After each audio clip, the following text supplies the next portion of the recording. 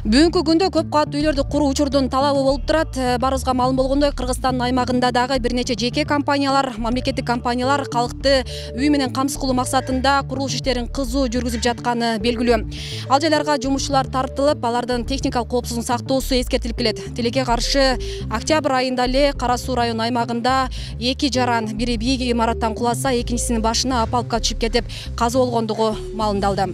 Окуя жумушчулардын курулуш учурунда жеке коопсуздук эрежелерин сактабагандыгынан улам жүз берген. Жакындары тарабынан арыздануулар болгон эмес. Бул факты боюнча укук коргоо органдары тергөө амалдарын жүргүзүп, маркумдун тууган уруктарын сурамжылоо иштерин улантып жатканын билдирет. Болгон жерге тергөө тобу чыгып, зарыл болгон бардык тергөө амалдарын жүргүзүп, күбөлөрдү жана маркумдун туугандарын суракка алып, алар тергөөгө эч кимге эч кандай арыздоолугу жөнүндө көрсөтмө беришкен. Буга чейин Ош шаарында дагы дал ушундай окуядан жаш өмүр кыйылды. Көп кабаттуу үйлөрдүн биринде жумуш жасаган 95-жылкы жаран 6-кабаттан кулап түшүп жеринде көз жумган. Азыркы тапта Ош шаардык ички иштер башкармалыгы тергөө иштери жыйынтыктала электигин айтууда.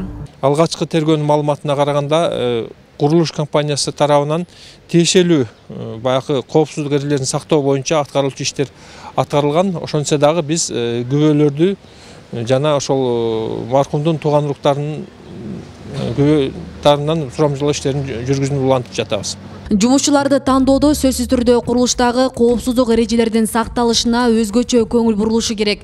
Аларга милдеттемелери тааныштырылып, атайын сабактар өтүлүүсү же коопсуздук эрежелери боюнча китепчелер болушу шарт. Муну менен катар жеке өмүрүнүн коопсуздугу үчүн тиешелүү документтерге кол коюлуусу да каралган. Азыркы учурда биз тараптан курулуш жүрүп атканда барып карап турат инспекторлор, техника безопасности деген журналдары болот. Инструктаж өтүшөт. Ошо строительный фирма өзүнүн жумушчуларына ар квартал сайын инструктаж өтүп турат коопсуздук боюнча. Аларга кол коюп, ошонун негизинде жүрүп турат коопсуздук.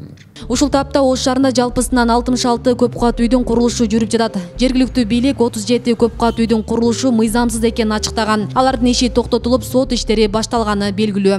Булар бизге чейин жанагы 2-3 жыл мурун башталып калган мыйзамсыз курулуштар. Алардын документтери керки багы нормаларга жооп бербегенге байланыштуу булар багы градсовет деген бар, ошо градсоветтен өтпөй калган.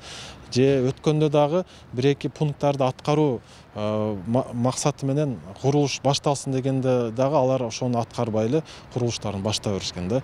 Ошол негизинде баягы газ келип туруп фиксация кылып, ошол жерде жана штрафтарды салып туруп сотко жиберген, сот териштирүү иштери башталып кеткен. Ошондой. Асия Сыдыкова, Кымбат Абдисамат уулу, Регион телеканалы, Ош.